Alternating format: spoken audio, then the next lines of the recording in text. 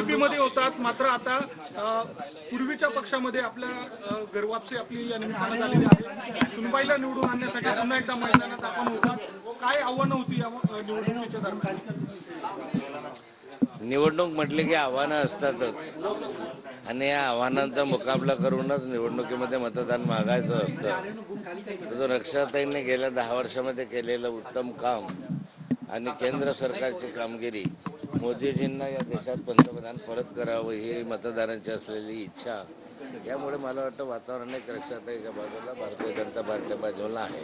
भाऊ, हा जर परिसर सगळा बघितला तर आरपट्टी आणि पारपट्टी सगळ्यात मोठी भूमिका या मोठ्या टक्केवारीत बजावते। काय म्हणते आरपट्टी पारपट्टी? लोकसभेला काही आरपट्टी पारपट्टी हा विषय नसतो, तो स्थानिक छोट्या छोट्या निवडणुकांना असतो। त्यामुळे आरपट्टी पारपट्टी हा विषय या ठिकाणी नाही आहे।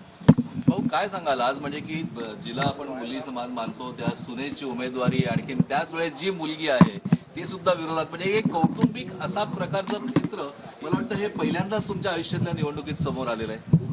आणि अशा अनेक वेळा प्रसंग येतात की जे विरोधाभासात असतात, विरोध करतात किंवा विरोध होत राहतो। माझी मुलगी रोहिणीताई, हिचं लग्न झालेलं आहे, तिचं संसार स्वतंत्र आहे, ते विचारानं स्वतंत्र आहे, ती पोस्ट ग्रॅज्युएट आहे लॉची, आणि तिचा एक व्यवसाय स्वतंत्र व्यवसाय आहे आणि त्यामुळे स्वतंत्र विचाराचा तिला अधिकार असल्यामुळे ती वैचारिक मतभेद असू शकतात या दृष्टिकोनातून ती गेलेली आहे। ती राष्ट्रवादी काँग्रेसमधून लढत आहे, तिला पुढची निवडणूक लढवायची तिची इच्छा आहे आणि तिला आपल्यापेक्षा राष्ट्रवादी काँग्रेस